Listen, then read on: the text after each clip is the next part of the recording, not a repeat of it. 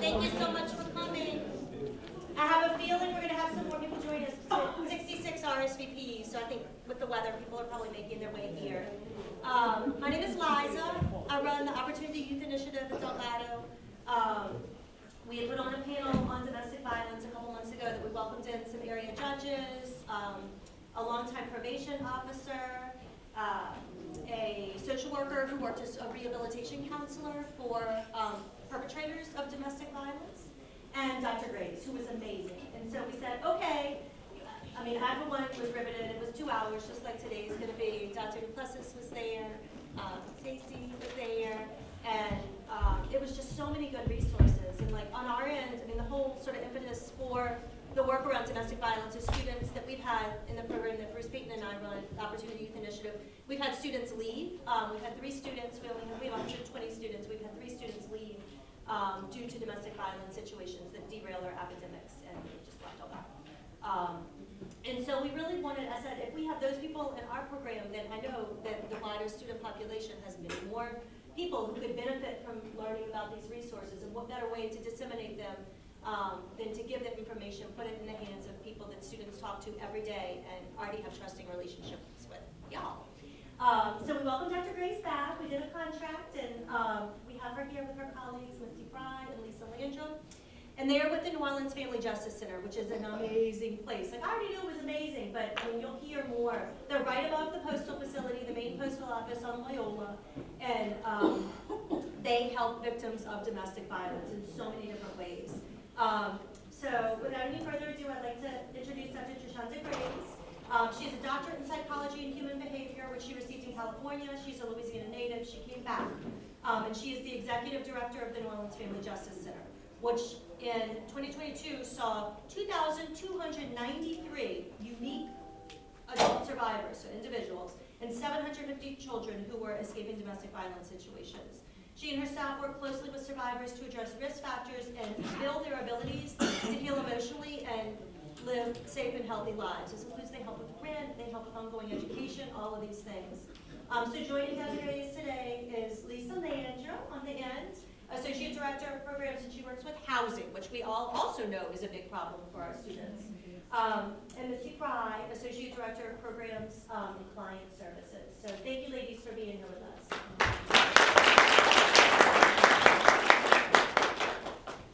Good morning, everyone. I am Trishanda Grace, as Liza said.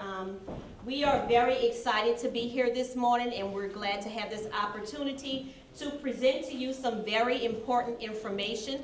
This training is going to be a basic DV 101 training, but it is going to address the needs that was sent over to us from Liza. We hope that this training gives you all of the information that you need, but we were definitely going to stick around to answer any questions that you may have. So we will go ahead and get started. Can everyone hear me? Yes. First thing, okay, great. So I'll just read directly from the slide about our agency. This is our mission. The New Orleans Family Justice Center is a partnership of agencies. We're dedicated to ending domestic and family violence, child abuse, sexual assault, and stalking through prevention and coordinated response by providing comprehensive, client-centered empowerment services in a single location. I'm sure everyone knows what domestic violence is, but the professional definition is that it's a range of coercive and abusive behaviors used to gain power and control over an intimate partner. There are several types of domestic violence. One is verbal. That's a lot of name calling, yelling, putting people down, just belittling someone. The other one is emotional treatment. That's maybe someone just giving you the silent treatment for no reason, just ignoring you or not permitting you to use the phone, just anything to damage you emotionally. And then we have the financial or the resources form of domestic violence. This is the main reason why a lot of survivors do not leave, because you typically cannot afford it. Like if your abuser is the main provider, or they pay for childcare, they pay for food, and let's say the survivor does not work, it's hard for them to leave because they may not be able to make it on their own. So this is one of the main reasons that a survivor may stay. Then there's a sexual form of domestic abuse. This is when someone basically forces themselves on you sexually or forces you into doing like discriminating sexual acts. And then the most popular one is the physical form of domestic violence. That's putting their hands on you, hitting you, slapping you, kicking you, spitting on you. And within the last 2 years, we have found that the physical domestic violence has escalated in the danger of it. Like, and I'm not trying to belittle like a slap or a punch, but it's becoming now more so of throwing bleach in someone's face, throwing acid on someone, or even shooting, pistol whipping, or rolling over someone with the vehicle. So that has escalated. There's the power and control wheel, which Misty is going to talk about.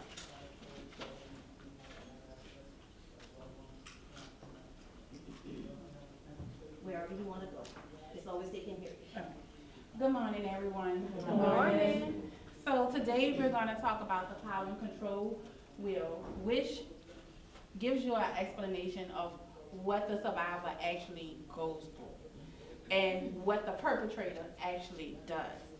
So the power and control is a form to keep someone in hostage or afraid to leave because one, they may use intimidation, intimidating a survivor and telling them nobody's going to take care of you, nobody's going to do for you, what are you going to do without me?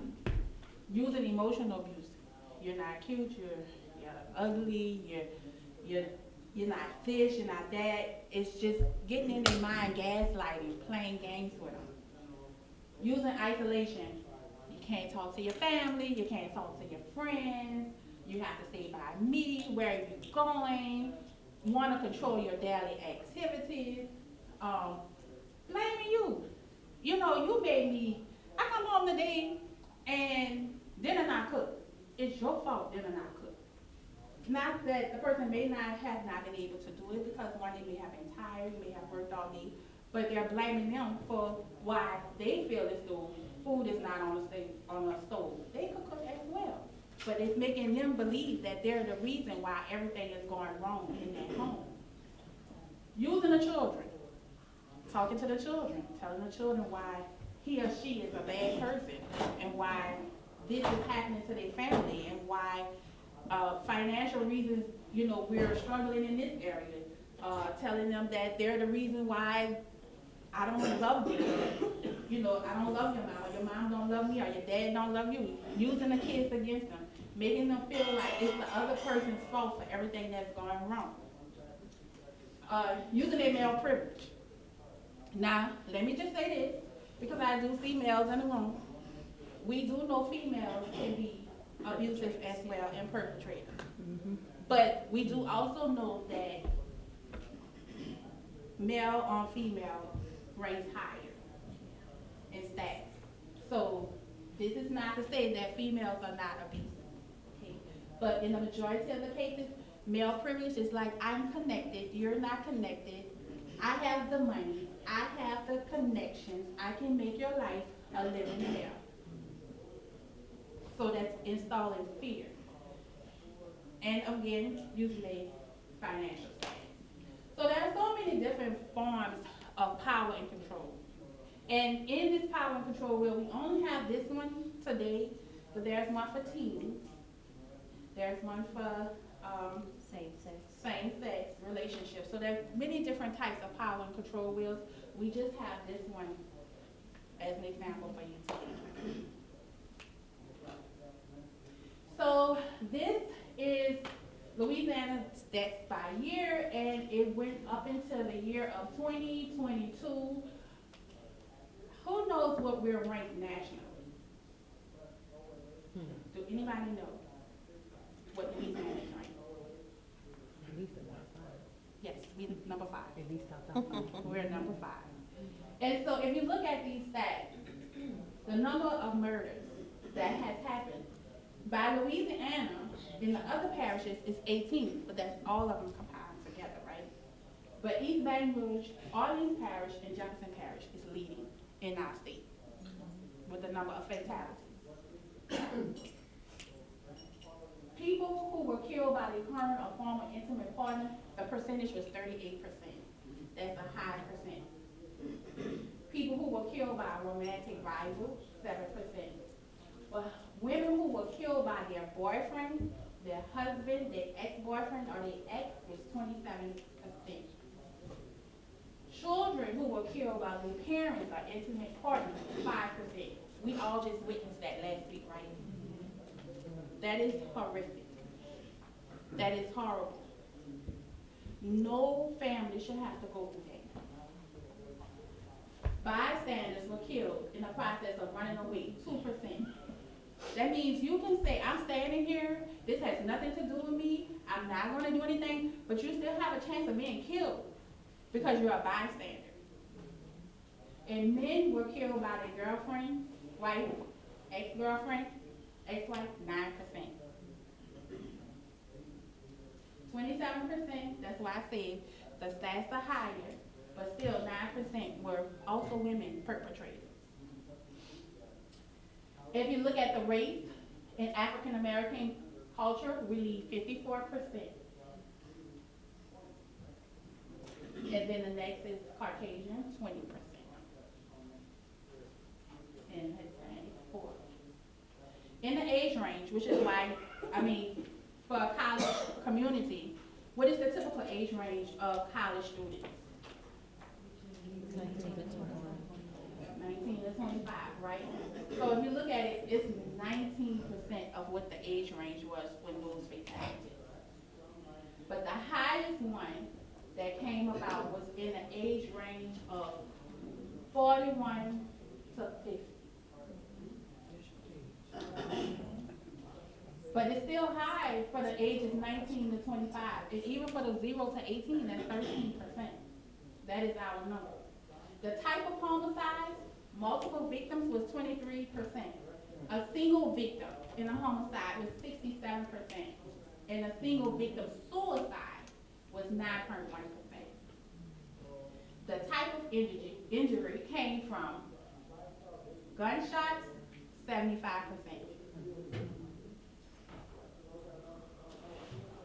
Stabbing, 8.9, strangulation, 3.6, and force blunt, 3.6. Now, recently strangulations have gone up. We are seeing a lot of strangulation, which we'll talk a little bit about, but we provided some information so you can read about strangulation. And I would just say this strangulation is another form of where an abuser could tell you, if I want to, I can kill you, and I can kill you with my bare hand. So it's activity time, so we about to have a little fun up in here, but we're gonna also learn something. We're gonna be educated. I need each individual to take a sticky note that's on the table. Take a sticky note. Just take one and I'll give some to the Oh.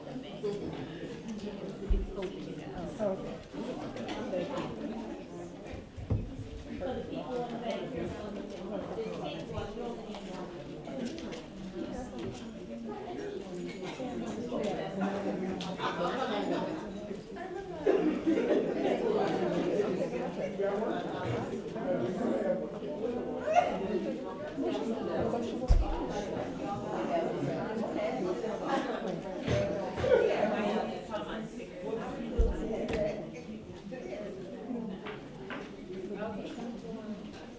Everyone has a sticky note. If you don't, please raise your hand and we'll get you one. Okay.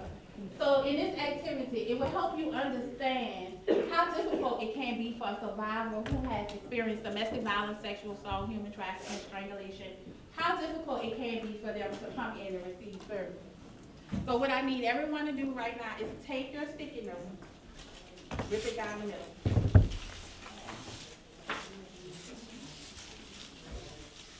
Place them two pieces together, rip it again.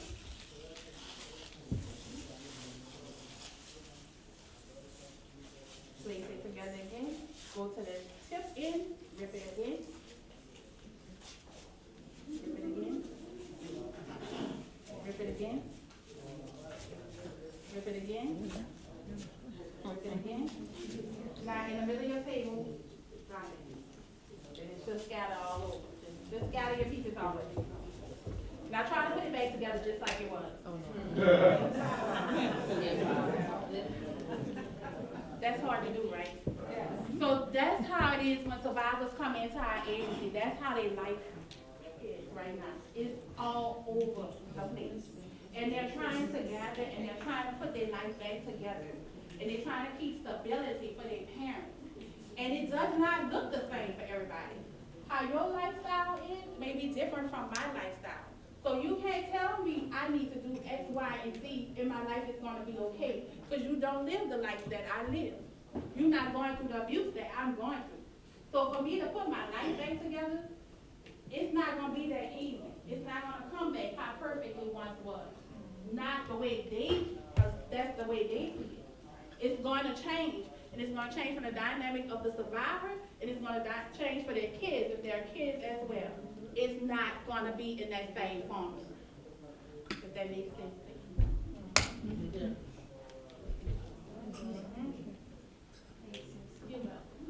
So what is trauma? So what is trauma?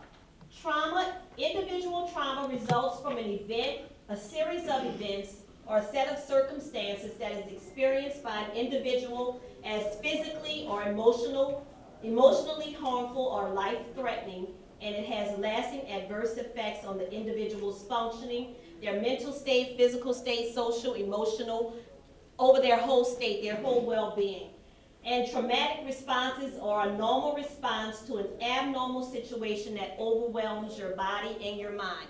Just in December, I was driving. Actually, I was on the interstate still. There was a bunch of traffic. I was still. Here comes this big truck, and I'm looking in my mirror, and I see him getting closer and closer and closer to me. And yet he bumps me like my car was a bumper car and turned me completely around. Then he pulled over to the side for about 5 minutes. I was in the middle lane. I couldn't move. And then he just drove off. So I'm standing in the middle of the interstate having a fit, going crazy, just a lot. But I said that to say now when I'm driving, especially a truck, if it gets behind me and gets too close, I feel myself like I'm getting really, really anxious. My body starts tightening up and I'm holding on to the steering wheel for dear life. It just drives me crazy if I see a truck behind me, especially if it starts getting close. And I'm definitely looking over to the next lanes to get over. And I didn't even know that that had that effect on me until like I drove again after the accident. And just somebody just got behind me and they were going too fast and I felt myself and I was like, oh my God, like this is really affecting me. So trauma affects someone in different ways. And this was a car accident that I'm talking about, but domestic violence, it has several different adverse effects on someone. And some of the ways that it can affect someone, they can start having some self-destructive behavior, like they may be drinking a lot, smoking a lot, maybe smoking marijuana to calm their nerves, doing something excessively. Depression, we see that a lot. We see a lot of survivors that come in and they're depressed. I mean, in which they have every right to be because their life has been taken out of order from what they're used to. I said substance abuse. There's a lot of nightmares that go on. Some people have trouble sleeping because of what has happened to them. They may have a numbing feeling. They can be easily agitated, just anything can agitate someone. Insomnia, generalized anxiety, panic attacks. Like I was basically about to have a panic attack in the car because a truck was getting too close to me. Then there's eating disorders. There's disassociation, hopelessness. There's shame and self-hatred. Like some people come into the office and they feel that it's their fault that this has happened to them, and it is never their fault. And I always tell people domestic violence does not discriminate. It does not discriminate at all. Some people say, well, oh, that'll never happen to me. I heard someone say, oh, God forbid somebody put their hands on me. But it does not discriminate. When I first started working for the New Orleans Family Justice Center, a survivor came in and she was just describing what happened to her, and she showed a picture of her abuser. And I knew her husband, like I know her husband in real life. I've sat on boards with him, talked to him in meetings, and laughed and talked with him, and would have never imagined that that was going on in his home. And then the sad part is, like, I still have to see him, but I can't say anything. And even though I may have an attitude against him, like, I really have to still, you know, act normal, like nothing happens, because everything is confidential. So it does not discriminate at all.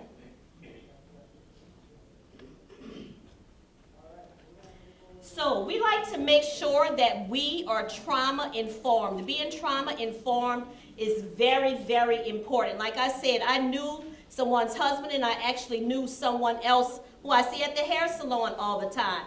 So I can't be judgmental, and I can't make someone feel bad because they come into the agency for services. So you have to realize the widespread impact of trauma and understand potential paths for recovery.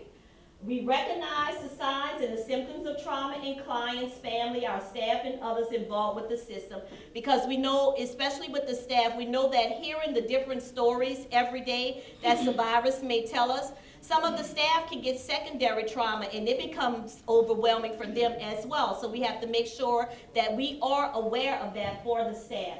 We respond by fully integrating knowledge about trauma into policies, procedures, and the practices, and we seek to actively resist re-traumatization. Like, we have to do intensive training, because you can't be judgmental, and when someone comes in and tells you their story, it's easy for you to say, well, you should do this, or I would do that, or what you should do is this. But you cannot do that. Everybody has to move at their own pace. As the activity sees your life, a lot of people's lives are broken up into many pieces, and they'll still want to stay in the situation that they're in because it's easier and it's what they know. But even though you may think that someone should do something or move in a different direction, it's not up to us to say that. We cannot be judgmental. So the only thing we can do is to assist them with making the best decision.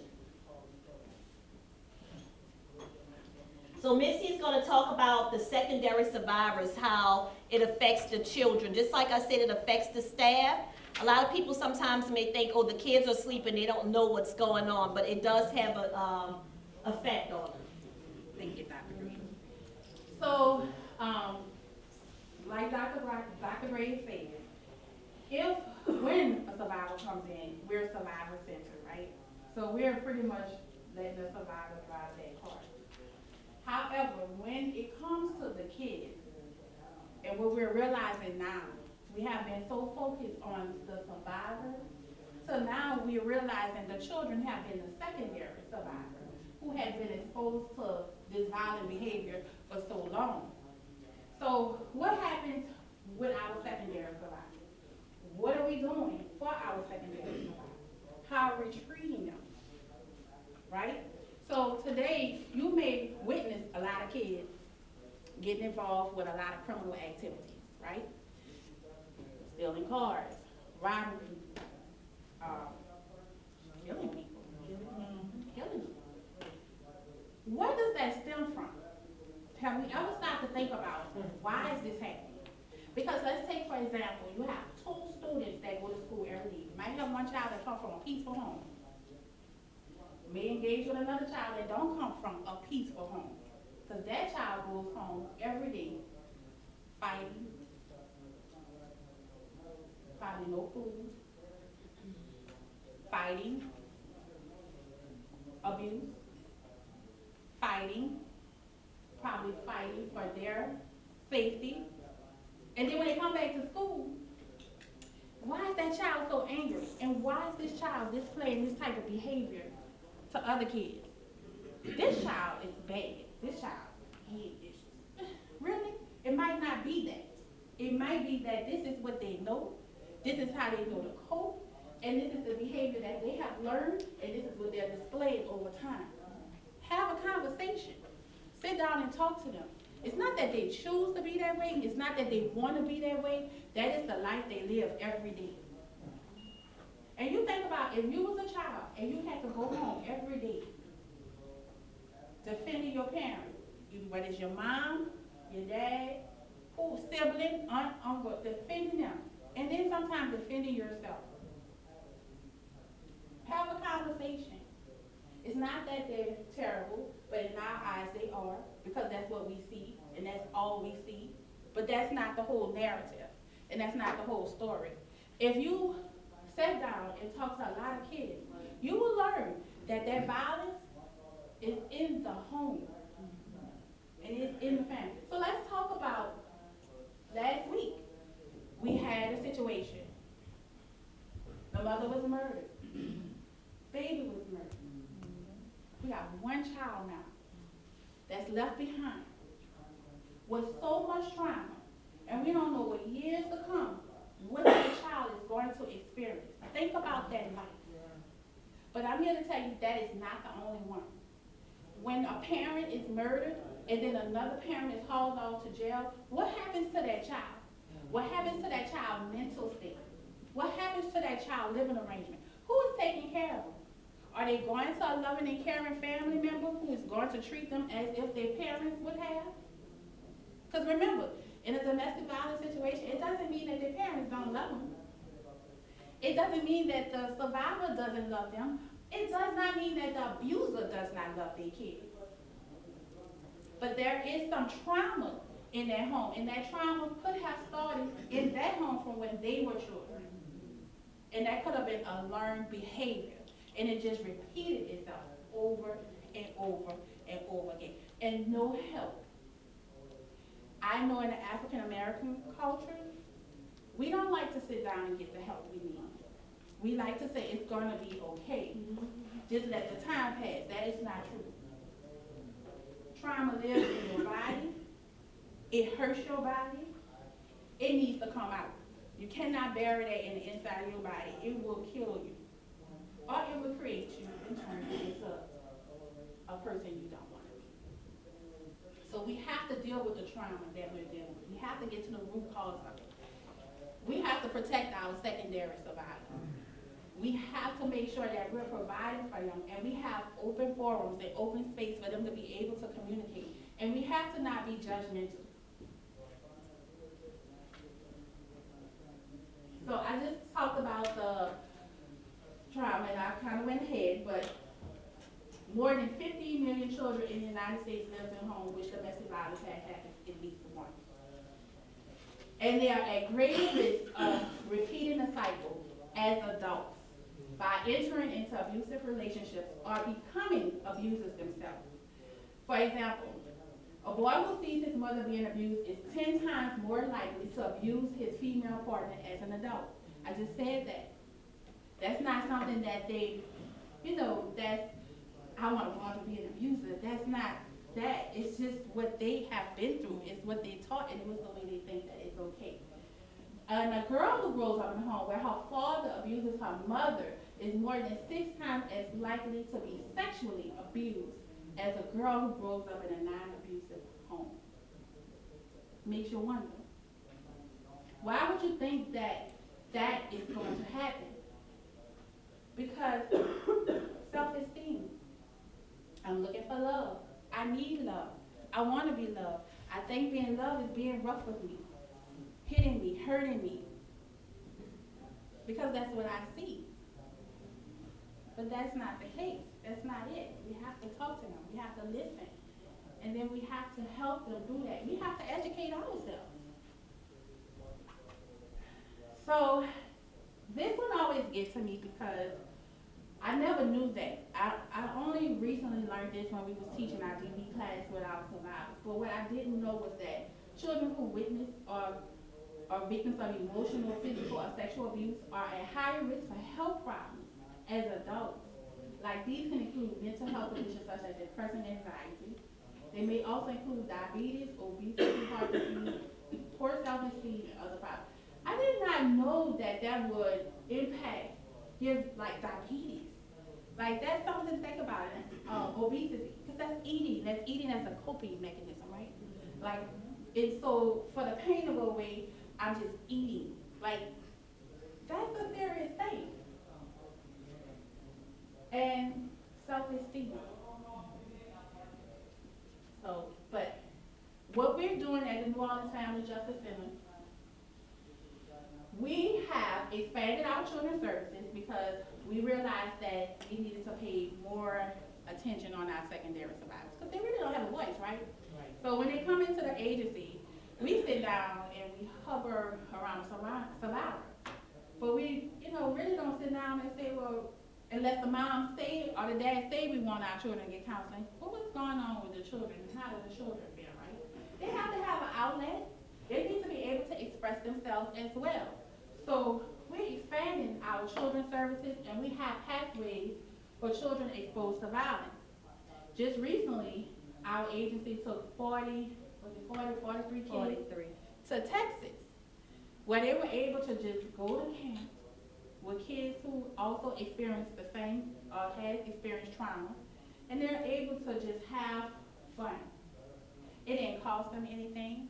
It was free of charge, and they had experience, and they were able to connect, be in nature, be able to release, and just be able to let some of this trauma that they have experienced out. This only go up to 2023 stats. And as you can see, we're in that same range. We send like 47, 43, 45 kids. But we have a whole lot of kids. We would like to send more kids. We would like to send all of our kids to Camp Hope. And that is our goal, and that's what Dr. Grace is working towards, expanding our services. Because we know our kids need that. They need that support. We need our community. We need our community to also understand that we're doing this for our kids that come to our agency. How many more kids in the community need that same type of exposure and experience? Our camp director told us when he went to camp, of course, when kids have trauma, they're going to express that trauma. We are equipped to handle it whatever way it comes out. And we had a child that had an episode, and every word, every curse word that could have came out, because they was that at that moment, the trauma that they experienced at home, that's how they knew to respond. But we were able to sit down. We have a therapist at that time, be able to talk to them and get them back into their headspace where they need to be. So you just have to have that time. You have to take that time. You have to be willing to sit there and listen and do not judge. All of us have trauma. All of us have experienced some form of trauma in our life. And if you haven't, keep living, and you will soon experience some form of trauma. So we've listed some, just some red flags that are very important for someone to look out for. And I'll go through these. The first one is, and these are according to me, but these are very important red flags. If you Google, you will find some of these. If someone gets into a relationship and they find that the person is moving too fast, like within a week or so they're in love and just moving too fast, too clingy, that's like a red flag. That's something, to look out for. And not to say that, let me just make it clear. All of these things alone, isolated, may not be bad, but all of these things together, these are red flags, and these are things that you should definitely look out for. If someone seems too good to be true, and if they're just over flattering you all the time, then that's something to be a little suspicious of.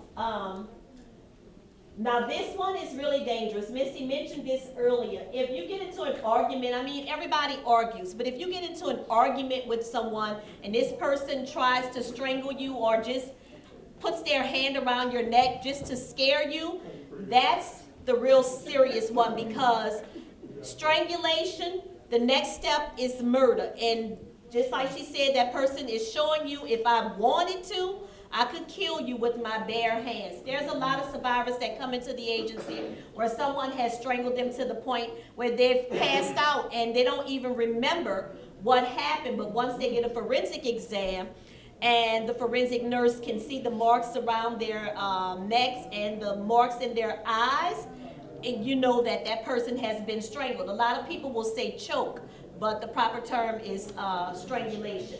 And it's even dangerous doing sex as well. Some people do experiment with that, and doing sex is dangerous in sex as well, because you can go too far and you can kill someone.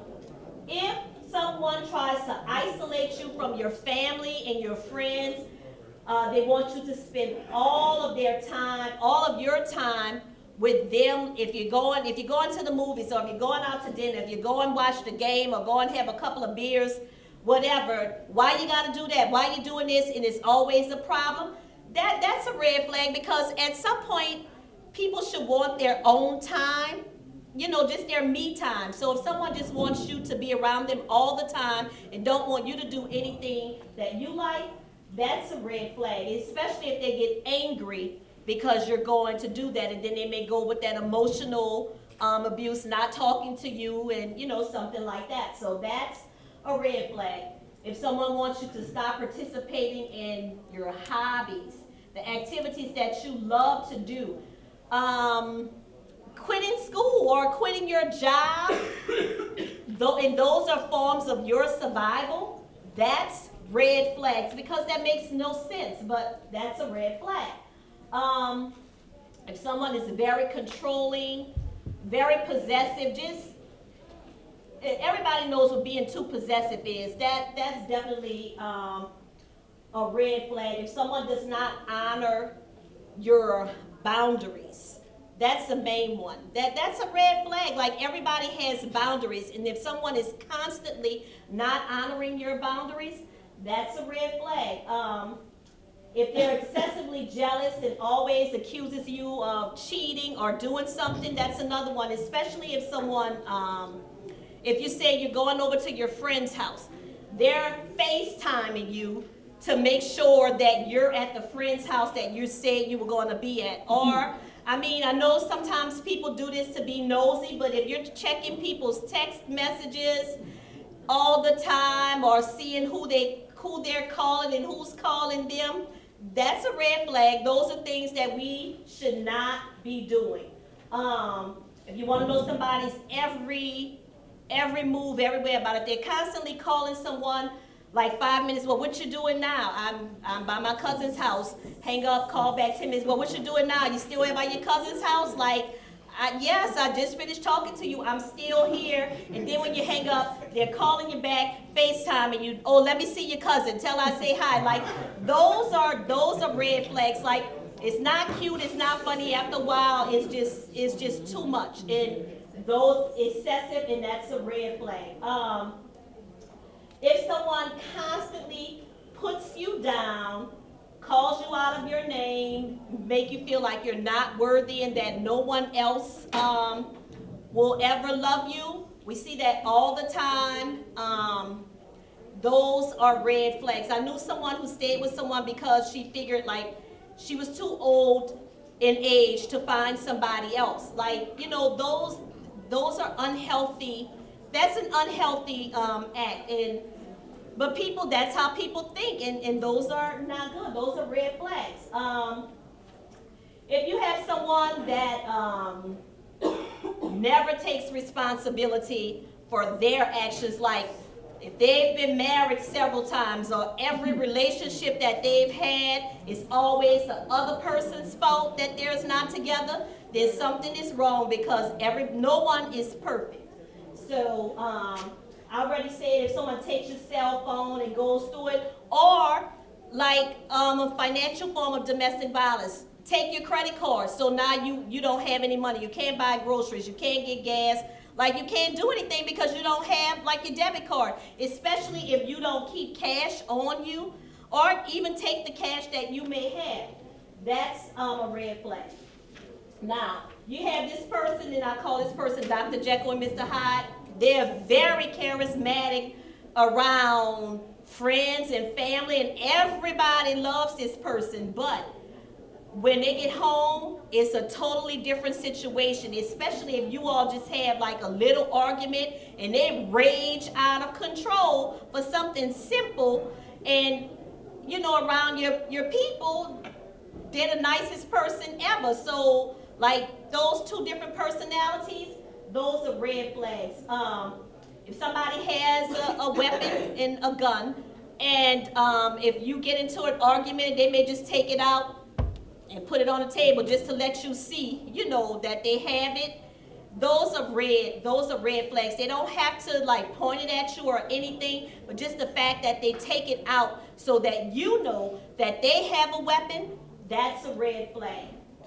If they can't imagine seeing you with somebody else and make little comments like that, you know, if I can't have you, no one else will. And we've all heard that, and we all may know someone who has experienced something like that. That is definitely a red flag. If they're telling you how to dress, if you put on lipstick, if a guy puts on some cologne, a nice pair of shoes, a nice button-down shirt, and you're like, oh, well, where you going? Why you getting all dressed up? Well, you know, well, somebody must be over there. Those are red flags. If you put on a different hairstyle, or you may put on a nice dress, or you may put on, if your partner lives with you, you may put on a nice foundation. What I mean by foundation is bra and panties. Something different from what you usually wear, just because you want to put on something nice and they have a problem with it. That's a red flag. They don't want you to wear that. Well, I don't think you need to wear that to work today. You need to change clothes and put on something else. I don't like that. That skirt's too short. You too dressed up. Just, why you shaving this morning? Well, you just shaved the other day. Those are things, you know, those are things that you got to kind of look out for, because it's a little bit too much going on. If you argue with somebody, you know, when you argue with somebody, you may just need a minute to cool off. And everybody needs a minute to cool off. But if somebody wants to force you to have sex, especially after an argument, if they want to, like, we got to make up now, and having sex is the way to make up, and you may not want to be bothered, you may still be angry, those, you know, that's another red flag. Now, if someone is cruel and just harms pets or animals, that's just something just to look out for in general. That's just because those are people, well, not people, animals. They can't really protect themselves unless they bite. But, you know, if someone is just cruel for no reason or harming animals, that's something to look out for. And if you have someone that destroys property when you're arguing, that's a red flag. If they may take your telephone because you're on the phone laughing and talking, and they don't know what you're laughing and talking about, so they may just take your phone and throw it down, or take your laptop and throw it down. Or if you have on something that they don't want you to wear, so when you take it off, you know, to put it in the cleaners or whatever, they may go and destroy it so that you cannot wear it again. Those are things that you should look out for, because those are serious red flags. Safety planning, Lisa, are you can keep it? Okay. So good morning, everyone. For those who came late, my name is Lisa Landrum. I'm also an associate director over the housing program. I know Dr. T started off saying those were her safety planning or her red flags. However, those are the real red flags. So how many of us know that plan for the person you know to be, not for the person you know them not to be? How many of us know that, with a show of hands, if a person tells you who they are, believe them? If they tell you who they are, believe them. So another thing I wanted to talk about is look at their action words. So again, we know that action speak louder than words. You can tell me all day long how much you love me, how much you care for me, but your actions show something totally different. The next thing we want to talk about is look for the patterns of control when somebody's controlling you. And I know she talked about just about all of them. Isolating you, telling you what to wear, what not to wear. I wanted to add, when you wear a new wig, why you wearing that new wig? You wear, you normally wear this one. So definitely those are signs, when they're isolating you from your family, your friends, your co-workers. You wanted to add something? Another thing that, just with safety planning, and I know I mentioned it on the panel, but I'll mention it again now. It's always good for someone to have a plan. If you know you have someone who's going to destroy your property, you may start first of all, you have to find someone who you trust, who will not say anything under any circumstances.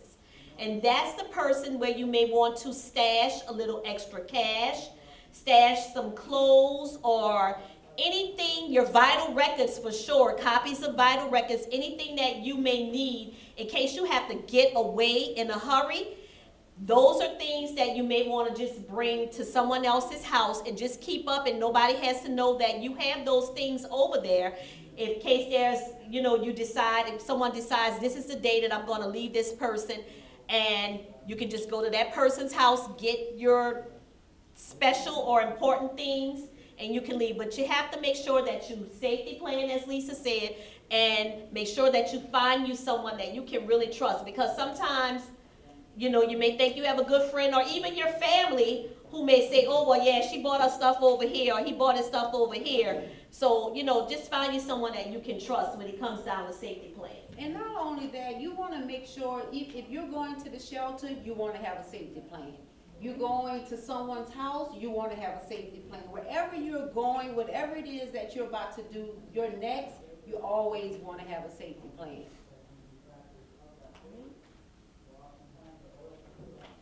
So now we're going to address some of the specific questions that we were sent from Delgado.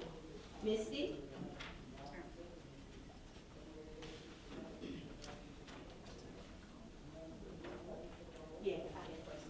So this is a part of the presentation where we want to give you some recommendations, but we also want to hear from you.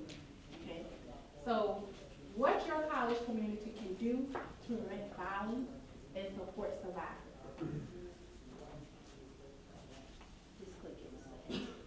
So again, another activity time. We want to hear from you. What do you think for Delgado Community College? Or some of your recommendations on how you could implement ways to prevent violence and support your survivors on campus. So you have a sticky note in front of you. Just write down some ideas, and then thank you. Okay. Click into the next one. Oh,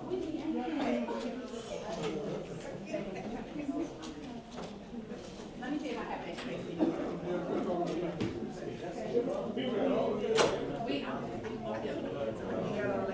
How you doing?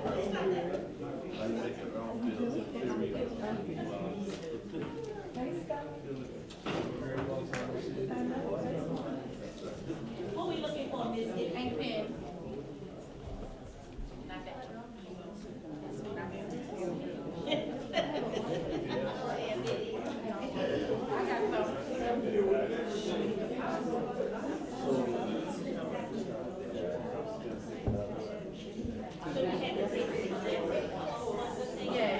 So does anybody need a mix? And if the tables can collaborate and come up with maybe like 2 to 3 things per table.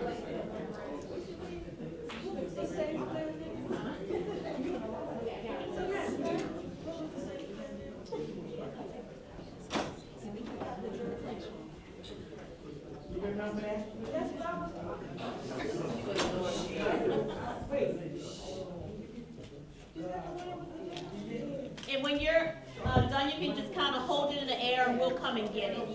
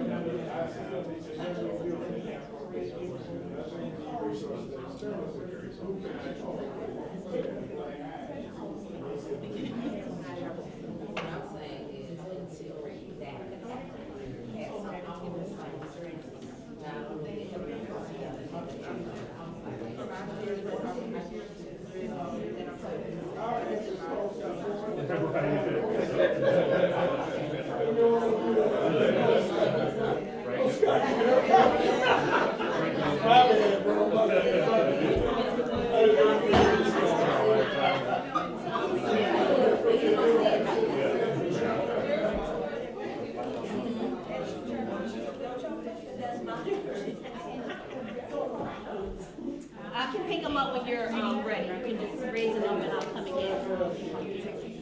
Okay.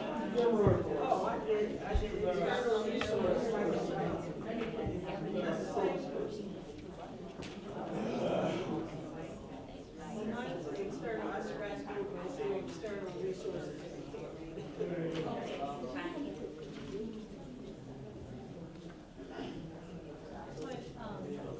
Are there any more? If not, we'll start reading. Okay.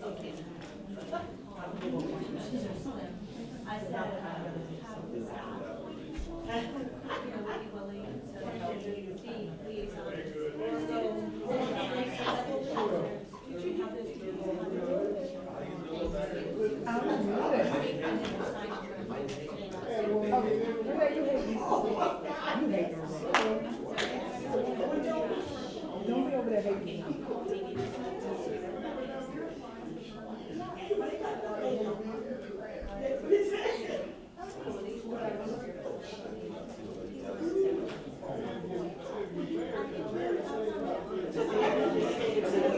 Okay, everyone. So we have gathered some, and I'll just read. I'll read a couple of these, and Missy will stick them on the wall. We need to build relations. So the question was, what was your question? What can Delgado do to help survivors that may be on this campus or to recognize survivors on this campus? One of the things someone said is we need to build relationships with community resources via single stop, create our own counseling center on campus, ask the next question, have resources available, posted that people can access without asking. Resources for students on campus which provide counseling and safety planning.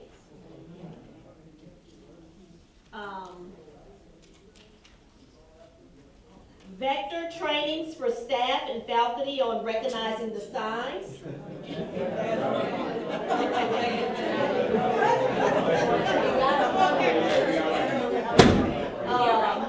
Resources on campus. Something fell.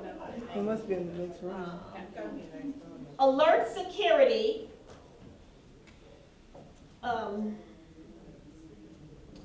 Make a picture available of the perpetrator. Have a trusted person on campus you can confide in. Know the fastest way to know the fastest way to something campus. Leave campus. Create a safe space and identify resources for help.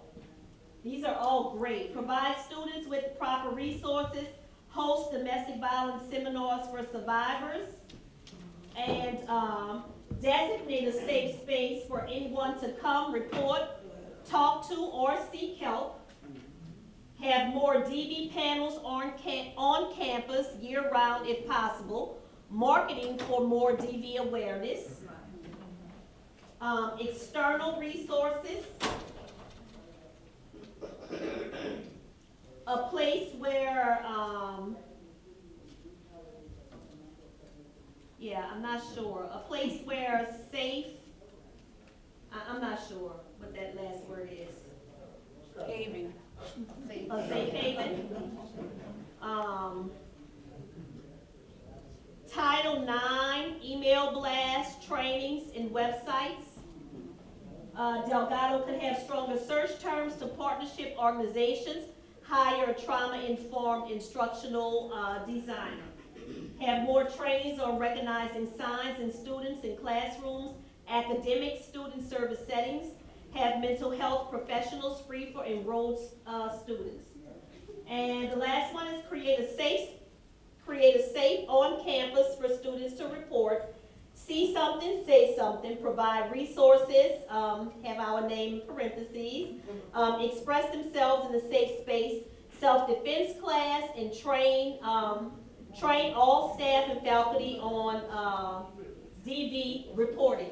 These are all very, very good recommendations, and it's good to know just what you guys are thinking, because these are good things, and some of them, hopefully some of them can get implemented here on campus. Thank you for your recommendations. We also have some that we came up with as well, and we think that it should be required that the staff and faculty undergo mandatory trainings on how to handle rape, sexual assault, excuse me, domestic violence. One of the specific questions was, if you were to see someone, if you see someone on campus who may have some bruising, should you wait for them to approach you, or should you approach that student? So that varies. It basically depends on your relationship with that student and the relationship that you have developed with that student. Now, if it's someone that you know, or someone who may come to your office or maybe in your class, and you talk to that person all the time, and you see that person and you notice that they may have some bruises that look strange, then it's okay for you to go to that person just to see if they're okay. And just to let them know that you are there in case they want to talk about anything. You don't necessarily have to mention the bruises, but because they know that you can see them. Now, if it's someone that you do not know, that depends. You can ask that person if if they're okay, and that may be all. And you can maybe still let them know that you are there if they need to talk. But I wouldn't say, well, I see that your arm or your face has some bruises on it. That's not recommended. But just to reach out to see if someone is okay, that's always, nothing is wrong with doing that. Yes. I'm gonna just speak for Delgado here. There's 2 or 3 of them that Delgado beats you to death with, and it's a good thing. Mm-hmm. The first one is definitely defined. We are constantly training on those kind of things. The well-defined policy, I don't think anybody in this room has worked in Delgado more than 2 weeks don't understand what Delgado's policy is. As far as that Title IX stuff, because we train on that all the time. Okay. And the last one's about educating students about consent. That is just a part of the Delgado 101 when we talk about consent. And alcohol, what alcohol and that sort of thing is about.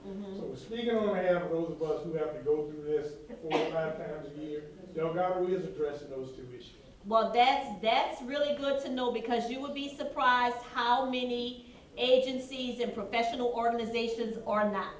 So I commend Delgado for that, because that's great to know. Support student-led campaigns. That's always good to support student-led campaigns, to let them know that you believe in what they're doing and that they have someone behind them. Run your own awareness campaigns. If nothing's wrong with like getting a couple of public service announcements together and just have them running on different screens, like in the student center or other places where all of the students gather. That's a great idea. And run the campus sexual violence prevention programs. Have y'all had any student-led campaigns on domestic violence or sexual violence? No. So I think that would be a great start with your student body, to let them run their own camp. Get a couple of students, form like a coalition committee, and give their opinion or feedback on what that looks like, and have it ran. Because sometimes among your peers, you're able to receive it a little better. It's just hard. I'm listening to what happens in this conversation, the conversations that we had, and I guess first this issue was about how we deal with the student issues, but Doctor said something in the beginning. It could be our colleagues, our peers. When you said it could literally be anybody, that people making $100,000 at Delgado, that does not mean that they're not going through the exact same thing. Right. So I don't think we should overlook the obvious, because our students, we see them all the time, we talk to them all the time. But if you have colleagues that might be going through this thing, and you said, I don't know why you wearing extra makeup today, you see this, we see it all the time. So I don't know if our total focus should just be on the student, because there could be people in this room right now who are going through this thing. We need to be able to recognize it probably in any case, not just the ones, because our students, most of the time for us, as academic advising staff, they gonna come to you with their problems regardless. Right. So you gonna have to hear about it. Those resources that everybody was kind of talking about is really what we're talking about, whether they're internal, external to the school. We're gonna deal with it. But if you have a colleague that has a problem, we might want to try to look at that from a different angle, but I suspect it's the exact same thing, right? So just let me just be clear. We definitely do not want to overlook the colleagues. We were just addressing a specific, so that was a specific question that was asked. So that's why we focused on the students. However, it very well could be a colleague, and it depends on your relationship with that colleague, because it's embarrassing. Nobody wants to say, I just got beat up last night, or as someone said, I just got my ass kicked. Yeah. Nobody wants to say that. Nobody wants to admit that. That's embarrassing. It's not something that somebody wants to come out and say. But if you have a colleague and you feel comfortable with this colleague and you have developed a relationship, it depends on that. So, you know, it depends on your personal relationship with that person, because if you go and say, you know, are you okay? I noticed, you know, I noticed you wearing a little extra makeup, then you may end up in HR because they may take it the wrong way. So that definitely depends on your relationship. And that embarrassment fact, I suspect that the higher up the food chain you are, the worse it's going to be for embarrassment for an individual to come out and have to admit something like that.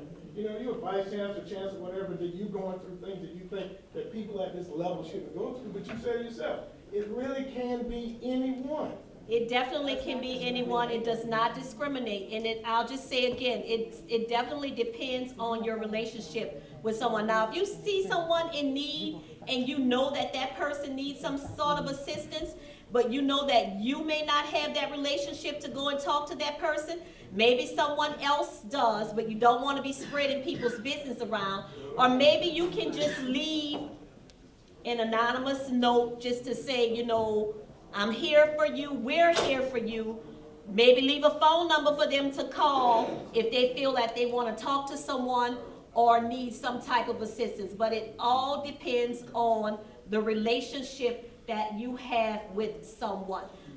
Even like me, even if I see a colleague at work and I may see that they may have some bruising, we've hired some survivors before, so that we do see that. But even if I do see a colleague who is not a survivor and I see a mark or a bruise on them, I'm not just gonna go up to that person and say, oh, hey, Missy, I see you have a bruise on your cheek, and I see you wearing extra makeup. You know, it just depends on who it is, and it always depends on your approach. So you just have to keep that in mind. We do want to help someone, but we just have to recognize whether or not someone is ready to receive the assistance. But you do want them to know that there's some assistance available, and whether it's a colleague or a student. So I'm gonna piggyback off that would probably make it a little bit, like you said, it's embarrassing to have you can have the resources center here, but if it's like faculty or colleagues, they may not want to, or they may not feel safe having that conversation out of fear of being spread throughout the faculty or staff. But having those resources, like having like a little resource center in your main office with medical for domestic violence help counseling outside of the agency, where they could just pick it up and be able to contact on their own and just have that free and willing and free. Some years ago, we used to get some kind of like business cards from I can't remember the organization, but it was actually geared to domestic violence and human trafficking. So, it was something that said that if you feel unsafe on it, and it was just business cards that we just kind of set around the campus.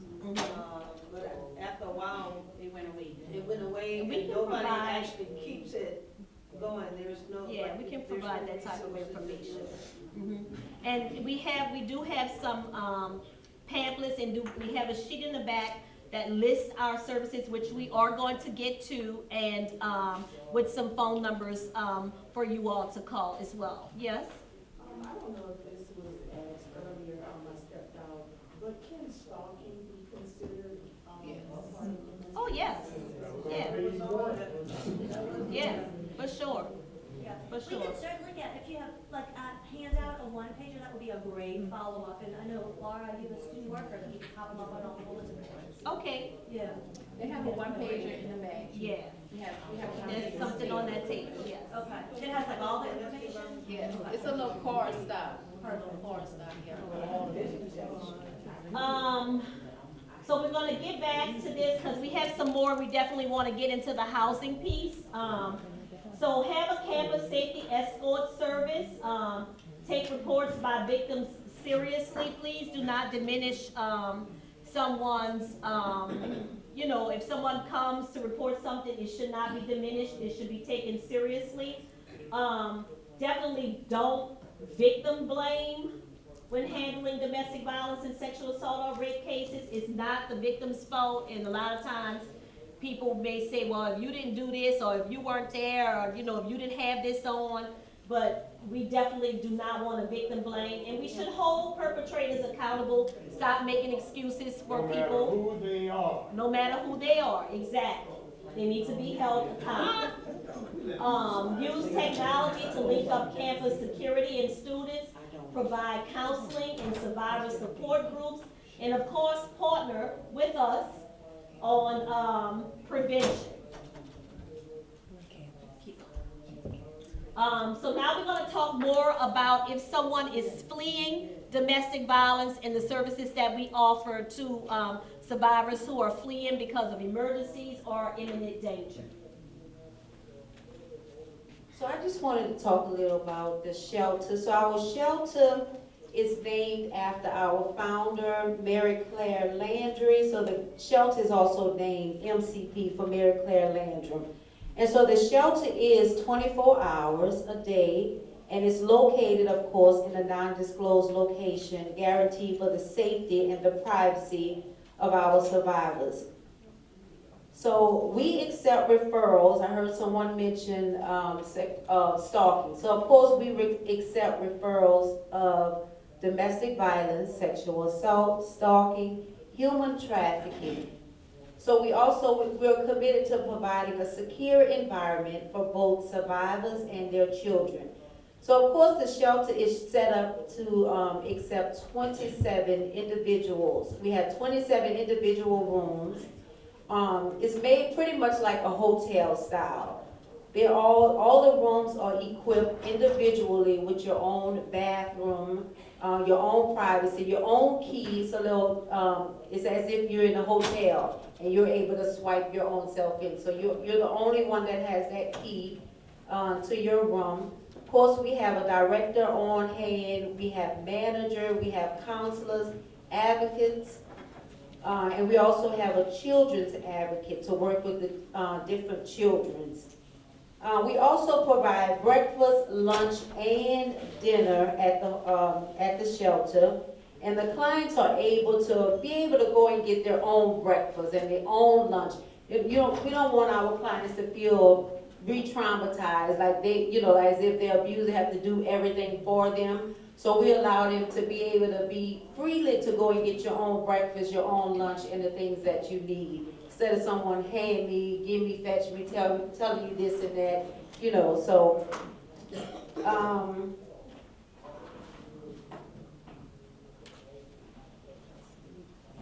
I guess I'm clicking mine.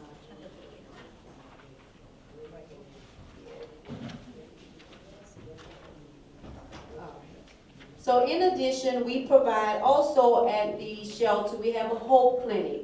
So So if anyone needs to come to the Hope Clinic for any checkups or anything that's, maybe vital records or anything like that. So we have a Hope Clinic on site that is there once a week.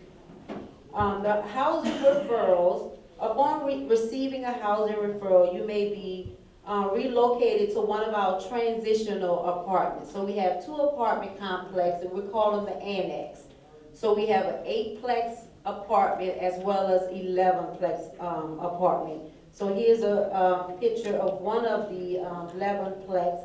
And of course, they're all individual apartments, all the appliances, refrigerator, et cetera, and pretty much with the transitional apartment, you're pretty much on your own until you're being housed permanently by one of your housing specialists. Normally, once they receive a housing referral, that's when the housing specialists work along with the clients to make sure that they go out and do the inspection passes. We provide up to 6 months, sometimes longer, housing. We pay the full deposit up to maybe 6 to 9 months of rental assistance as well. And of course, we always like to say our housing team not only is changing one life at a time, but changing houses one house at a time. We're housing our clients one house at a time. And so far, we've housed 582 survivors and counting.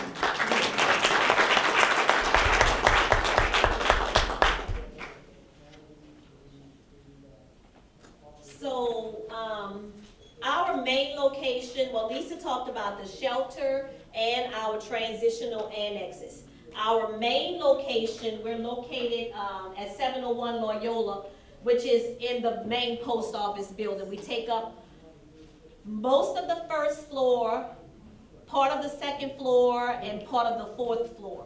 We also have several partners that are on site with us as well. I'll start with the sheriff's office. We have some deputies, I should say, from the sheriff's office that are working at our location. We have Tulane University Law School who comes over. We also have Southeast Louisiana Legal Services. And they've had to step in many times when it comes down to helping some of our survivors with housing. We may have some who may have some, some rent that they left and they did not pay for another apartment, so it's hard for them to get a new apartment. Maybe we're trying to get a deposit back, or just any type of legal issues when it deals to housing. So they've helped us out tremendously. We definitely have the NOPD on staff who helps us out with a lot, with being right there. If a survivor comes in and decides, well, they may want to go ahead and file a police report, well, the police are right down the hall. So if they feel comfortable enough, we can walk them to one of the SVU officers, and they can assist, or one of the SVU officers can come to where the survivor is. So that makes it easier, because going to a police station is intimidating, or having them come over to your home, it may not be safe because you may not have a chance to be alone to have an officer come over to take a report.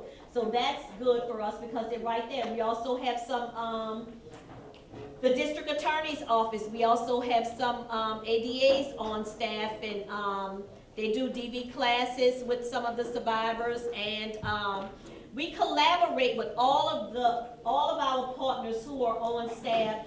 Sometimes we may not be able to get some information, but we can reach out to the DA, we can reach out to NOPD or the sheriff's office, and they can help us get the information that we need. And just think about it, when the survivor comes in, they're already at their lowest moment, they're already dealing with the crisis. So if somebody comes in and we say, oh, well, we can help you with this, but you have to go to this address for this, go to that address for that, they don't want to do that. They're just going to give up. So it's easier with everything being in a single location. So our partners we work well with, and we are grateful that they are there.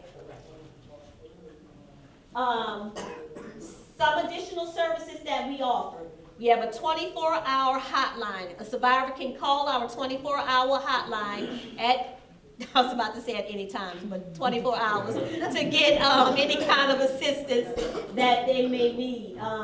We do have an emergency shelter and transitional housing. Once somebody leaves the emergency shelter and they have been referred to the housing and they are going to receive housing from us, they go to the transitional housing like Lisa said, and that's just more of them living on their own until they get more permanent housing. Case management, risk assessments, and safety planning, that's Misty's team. She works with all of the direct service providers. We provide individual and group counseling, and we found that the group counseling works good because that's when a survivor can see that they're not alone, that there's others that are going through this, and they find strength in others. Holistic healing activities, that's a part of getting the trauma out, like the massages, the Reiki, the acupuncture, drum therapy, self-defense, like there's an art class too, and the survivors in art class, like we hear them all the way down the hall, like they love coming to the art class. But even the self-defense, I'll hear them down there like punching those bags, and it's like they're just getting everything out, and that's good. We offer medical, criminal, and civil advocacy, civil legal services, NOPD, sex crimes, and domestic violence units. Then we offer education and employment, which works well with our housing program. Because we pay rent for up to 6 months in case-by-case basis, it may be longer, but we want to empower our survivors to be able to sustain once the assistance has stopped. So that's where our education and employment program comes in, because you can't pay rent if you're not employed. So we do have a good department that helps with that. Then we have forensic services, and they offer sexual assault examinations for domestic violence injuries. So we have what's called the Hope Clinic, which is on site. They're located at the main campus, but as Lisa said, they do go to the shelter once a week to assess the survivors in the shelter. But they are located on the main campus, so it's not as intimidating. Somebody may not want to go to UMC, so they can come to us and receive some of the forensic services that they need. Now, sometimes it may be a bit too much for our forensic nurse, so they may have to end up going to the hospital still, but a lot of survivors prefer our small, intimate setting as opposed to a big hospital. Then there's healthcare services. We're trying to become FQHC certified now, so we're in the process of working on that and getting our licensure for that. There's a community education and teen outreach and prevention. We go out into the schools to talk to the youngsters, before they get into the dating phase, so they can know what healthy dating looks like. So we're trying to break, some generational cycles. So we got to start young with that, because if Missy said earlier, what someone see in their home is what they're going to display. So we try to start early. So we're going into some different schools and talking about healthy dating and prevention. And then our advocacy initiated response program, which we call AIR, we've partnered with all 8 police districts, and we have a triage case manager who is privy to police reports that are related to domestic violence as they come in. I think we get them within usually no more than 48 hours. We try to get them in 24 hours, but usually no more than 48 hours. The reports are provided to our case managers. They can read it, and we can reach out to someone just to let them know, hey, we are here and we offer these services in case you may want to come in to receive them. So that's just a way of being proactive. And Missy talked about our pathways for children exposed to domestic violence earlier. That's where the survivors' kids have an activity at least maybe once per month, just to bond with the staff and the camp counselors and everything, and then the culminating activity is Camp Hope. Oh, I don't see the play button. Oh, there it is. This is just a little love is respect. It's a public service announcement that we thought would be good just to add. Hi, I'm 17 Editor-in-Chief Anne Shevket. 1 in 5 teens who've been in a serious relationship report being hit, slapped, or pushed by their boyfriend or girlfriend. When you're aware of dating abuse, you can be more confident in your decisions. In every relationship, you have rights. Be aware of dating abuse, be confident in your decisions. Watch, learn, and tell a friend. I have the right to always be treated with respect. I have the right to be in a healthy relationship. I have the right to not be hurt physically or emotionally. I have the right to refuse sex or affection at any time. I have the right to have friends or activities apart from my girlfriend. I have the right to end a relationship. I pledge to always treat my girlfriend with respect. I pledge to never hurt my partner physically, verbally, or emotionally. I pledge to not be controlling or manipulative in my relationship. I pledge to take responsibility for myself and my actions. Abuse is never deserved and it's never your fault. Be confident, aware, and remember, love is respect. Love is respect. Love is respect. Love is respect. Love is respect. Love is respect. Love is respect. Love is respect. Love is respect. Love is respect. Love is respect. Love is respect. Love is respect. Please visit loveisrespect.org to sign the Digital Dating Bill of Rights. Make your own statement about teen dating abuse. So just keep in mind that love is respect and love does not hurt. And we will wrap up with what our approach is. So we listen with compassion. We never judge a survivor's choice. We believe that everyone can heal, even a perpetrator. We believe that they can change with enough support and determination and some sort of help, not on their own. We believe in empowerment, and we are here to restore hope and to keep families safe. So we're going to just end with the last slide just to show you our information. And if there are any additional questions, you may ask at this time. Yes. What's the age group again for your community resources for students when you all go out into the schools? Is that middle school? It starts at 4th grade, actually. That's a good thing. Yeah. And I really think that's a great thing because I used to run a sexual assault and domestic violence group at Tulane with one of my colleagues, but those were college students. Yeah. And so they had already come in, you know, with no knowledge. They didn't have the resources that you all provide. So they were in these abusive relationships and controlling relationships because they didn't know any better. But I like the fact that you all are starting at 4th grade because that's teaching young girls and boys already about safety planning and how to get out of those type of relationships. If I may self-disclose, my grandmother was in an abusive marriage. My grandfather was very abusive, but she tried to kill him. So she sat us down at an early age and told us that won't be you all. She was like, this is what I did to try to kill him, to get out of it. And so she didn't kill him, which I'm glad she didn't because I didn't want her in jail. Right. But that was her way out because when she tried to kill him through poisoning his food, he ended up like letting her leave. Like he was like, okay, she crazy. And because she wanted to show him that, you know, she needed out. And he was much older than she was. And so she set us down at a very young age, her grandchildren, and was like, this is my story, but this doesn't have to be your story. Recognize the signs. And so when I went in, my background is in mental health, and when we went through our training, we started teaching other people about the first sign of when you're called out of your name. You know, when they call you a B and you know that's not your name and you only been dating 2 or 3 months, that's your warning sign to leave at that point, because that's what my grandmother shared with me when she was first called out her name. She was like, she knew then it was time for her to leave, but she stayed for financial reasons because his background being in military, she was like, well, I needed to support my children, so I stayed. But then when it became too much for her, that's when she was like, I gotta get out. And her only way out, she thought, well, if I kill him, I can get out. Thank you for sharing. Yeah, Can I, thank you. let me just give you a response to that.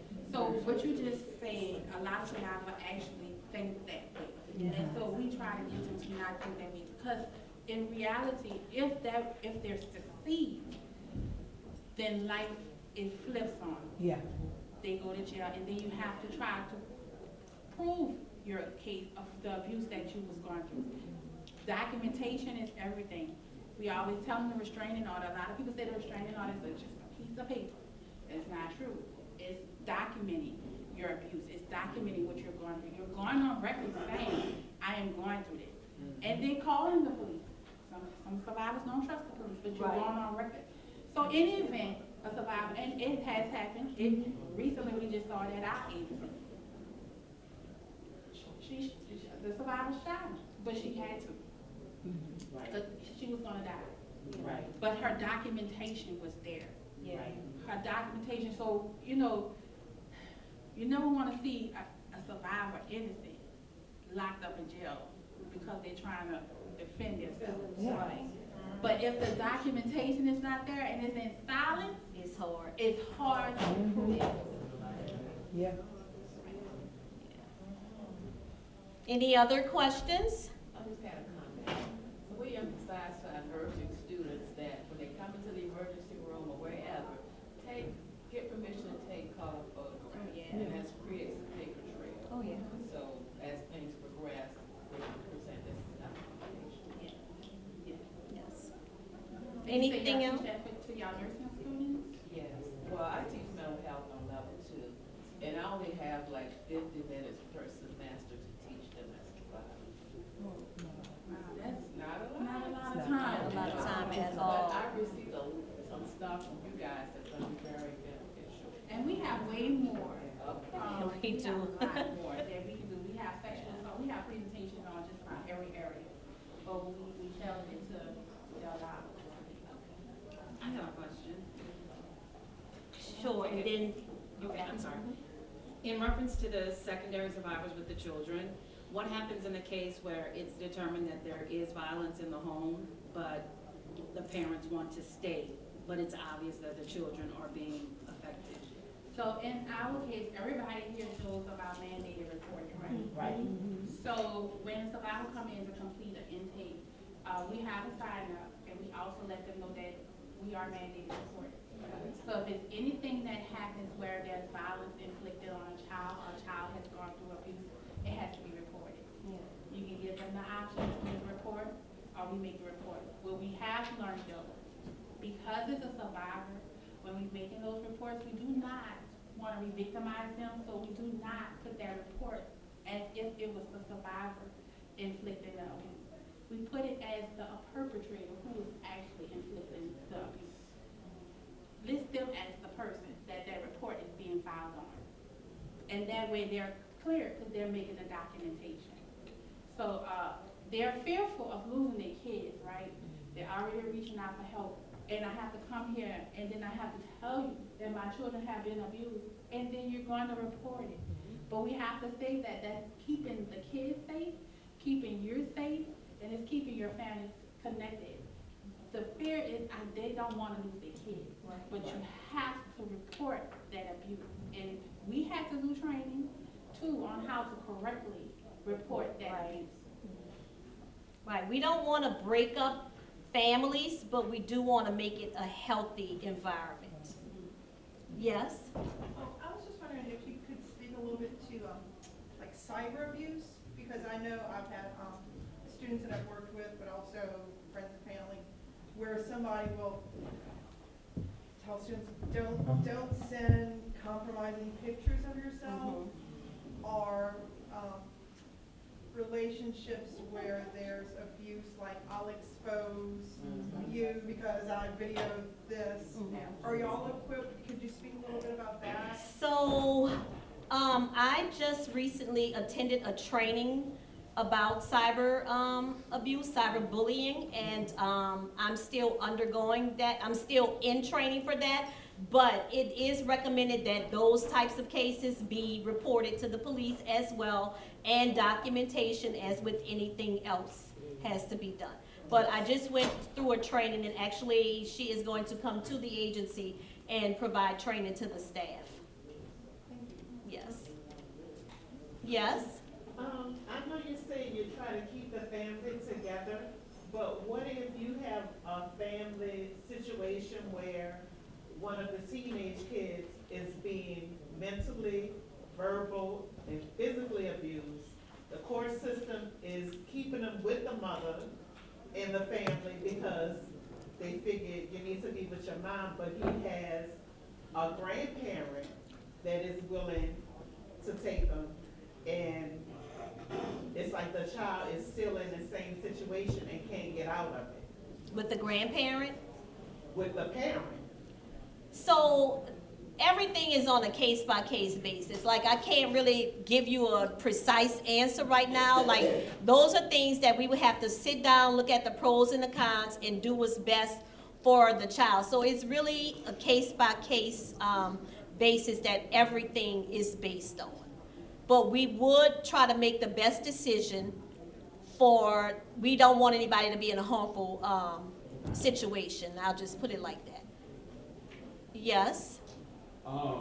It's interesting that you mentioned about the training with cyberbullying and cyberstalking, because with AI like running rampant the way it is now, I'm assuming that there's going to be a lot of new forms of manipulation and abuse. So are there things coming out now to kind of thwart that, or is it? So there, in this training, there was so many apps. I was overwhelmed with all of the apps that they have out now that can aid someone in cyberbullying, and like just making your phone number look like somebody. It's a lot. So it's a lot, and we are gonna put some prioritize that training. Yes. And I have a friend that the man picture was being used, but he was in Africa. It really wasn't him. He picked up on somebody else's picture off the internet, and she thought she had her somebody. Catfishing. And that really wasn't that person. Right. That person didn't know that the picture was being used to lure people in, and didn't know. Right. You know, so anybody who's using any kind of social media picture can be taken That's why I don't like my to do things that. And the other thing about people being called out their names, I think a lot, especially with a lot of younger people in the music and stuff. In the music, people are being called out of their name. Right, all the time. And people are embracing being called out of their name. And sometimes people don't know they're being called out of their name because it's just like, we've been socially known sometimes with how music is going. You know, everybody dancing to it. You know, they don't see anything wrong with being called those names. Right. And it's not the normal curse words now, because sometimes I hear people that flop, that dot, that. I'm like, what? What does that mean? You know, like, so they coming up with new terminology. I'm like, what is that? I'm like, oh.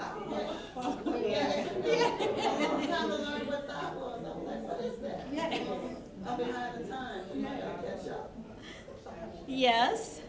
So, I work at a mental health agency where we do a lot of trauma counseling, and one of the things I think, especially with our young adult clients, 18 to 24, this fear of bringing anyone outside in is going to result in law enforcement, right? Like all of these kind of the dominoes start falling.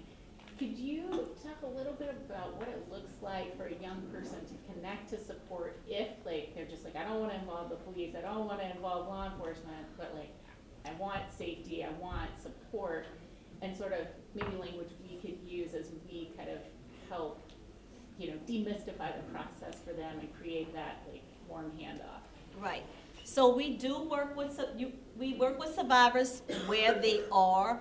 Like, we do not force law enforcement or anything. So if someone does not want to have that contact, then it's their choice, because we are survivor centered. So it's a case-by-case basis, and we assist the survivors where they are. I guess that's the best way that I can put it. We assist them where they are. You want to add? So basically, we confidentiality. Right. So when the survivor comes in, we go over informed consent, and at that time we tell them everything, all the partner agencies that we have on site, what their options are, and then they tell us what they wanna do at that time. And we basically follow their lead. We can give recommendations, but we really follow what it is that they wanna do, because they know their situation better than us, and they know when the timing is the time. So we just there for them and just help them along the way. That's super helpful. I think that's often the ambivalence and Yeah. working in counseling to get them closer to readiness, but realizing they need extra support. So, thank you. Thanks. Yes. Yes, ma'am. Sergeant. So, of course, I actually am here as sergeant at the college. I am working on both sides of the fence. And actually, I have been in the middle before, 12 years ago, survivor. I have students, faculty, staff. I handle a lot of problems here. I think I'm the problem hat person. I don't know, the chief has given me so much to do. So I have people come to me, and they come sometimes as faculty, staff members. They've been abused. I have students come to me. Now, we are definitely mandated reporters, number one. Sometimes I've had people to tell me, I don't want to report it. I have had every walk since I've been, well, first of all, I'm gonna tell you, I've been here with the college for 18 and a half years. I have seen every type of form of abuse that you can put on the books. I'm looking, first of all, I'm very happy. I've actually fought with them to make sure I made it here today. I was like, no, I can't do this till I come back. I gotta get over there to the training. So I'm very, very pleased that you all are here. Once in a time, we had a wonderful person who used to work here, who's no longer with us anymore. Her name was Melanie Delgado. She ran the women's center. Those resources were there, point blank. People can go there. Girls, she would call me late at night and say, I need you to come over because I got one I need you to talk to. So the college itself does not have that level of intimacy, I would call it, because when they went to the women's center, Melanie Delgado was there. She had conversations with them. Then she would get the resources involved. She would get resources for every single thing. I know that there were some people who were trying to get the women's center back up and running. And it wasn't just for the women, it was for everybody. Men can go there. I would go there all the time, and guys are sitting there and they'd be like, oh yeah, I'm watching it while Miss Delgado going. I got it. I was like, okay, because I'm going to check on my friend. What I'm looking for right now, and I thank you so much. One thing I want to do is, first of all, I want to find out if I can come and volunteer, because this is where I really need to be. Number two, because I want to be able to expand myself and expand to the college and the community I'm with before I retire. Because I'm going to get out here some fun time. But what I want to see, envision for the Justice Center and Delgado become a partnership where we not only just, because this is one thing, I didn't even know a lot of things you were talking about that is now available at the Justice Center. I've found out recently where you all were located, but I'm like, Lord, how can I get in there? You have to have an ID. I know where the post office is, right? So what I'm looking for is a partnership, because even though I do know most of what to do with domestic violence and how to, with avenues and where we channel it, a lot of our officers don't. And a lot of them don't even know how to handle a domestic violence. Some of them don't even understand that they shouldn't be telling other people about the survivors or even the perpetrators. Because here at the college we have, we mandated the government with the Title IX rule, and maybe at some point it gets to be a little more tricky for the school and the college.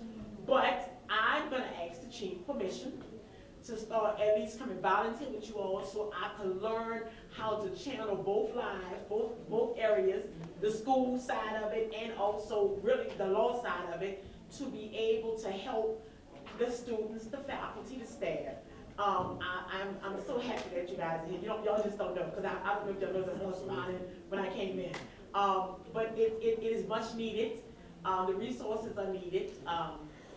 We are a community, and we're a big community. We just graduated. I mean, like it's like about 16,000 students that come every year, like a semester. So we need help. And I thank y'all for being here. I'm Samantha Johnson. Get ready, because I'm telling you, you'll be like, here comes Sam. It's Sam.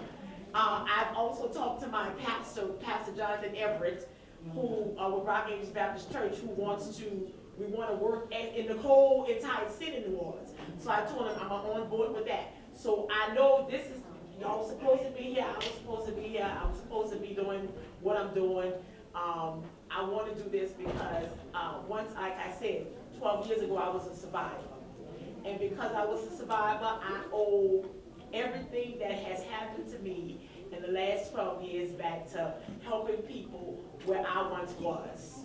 So that's what I want to do. So y'all get ready, because Sam is coming on. I'm coming busy. I'm coming Friday, because I'm on Friday. So y'all get ready for me. I'm coming to see, and I'm going to work real good. And let me tell you, these two people here are awesome. I work with them too as well, constantly. Listen, I have a student, I just called in yesterday, I got a student I need to talk to about what I need, help with resources we can handle. So that's what I want to do. This is, as a matter of fact, hopefully this is going to be my next career when I retire. When I retire, Your next chapter. It's going to happen. This is my transition starting now. So, y'all can, yes, I'm moving on. So I'm gonna come and see you, Doc. I want you to know. Okay. Sam, and when they tell you, oh, it's Sam, this is Sam. I'll know. Okay. I'm Sam. Thank you, Thank you. Sam. Thank you. Thank you. I see one other hand, and I guess that'll be the last question. Yes. I'd really like to advocate for the post-it that listed the two things that we individually could do, because sometimes we have a tendency to think what Delgado can do is going to be administered by professionals.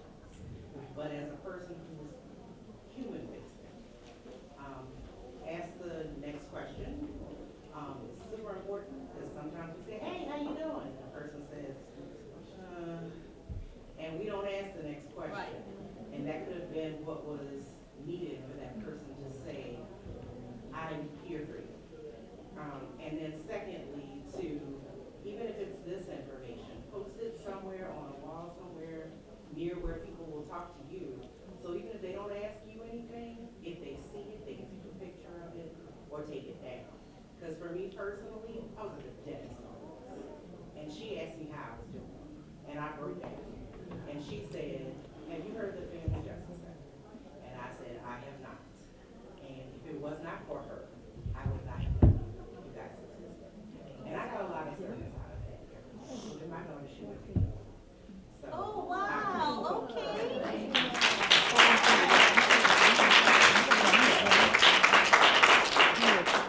Well, thank you. I just wanted to ask, just to piggyback off the lady, do you guys have like a bulletin board where all the students may go? So Because that's my next step. that's what I was about to say about that card. It has all of the services listed. Yeah, this is awesome. So thank you guys so much. I'm excited to see the next steps of Sam, where she goes, who she impacts. And thank you for that closing, because you are 100% right. I mean, we're all people. And so just to ask that question, I had that experience in Building 2 the other day with this girl who walked up and she was super upset and said, are you okay? And she just failed the high set for the second time. And so we got to talking. I connected her with Mr. Williams. But just to ask that, I mean, that was such a beautiful closing, I think, because we can all easily do that. This, I'm going to get these from y'all. We can even, if you want to send me the document, we can get them printed at DocuMart. And my partner, Laura Lindstrom, who helped get everything set up today, she is a student worker who will put them on bulletin boards all throughout the campus. So just something little like that, I think, that's an immediate thing that we can know is the next step. And what you said. What's your name again? Yeah, what's your name? Oh, Chanel. What Chanel said is, I think we all should take that away right now from closing. But thank you guys so much. This was like,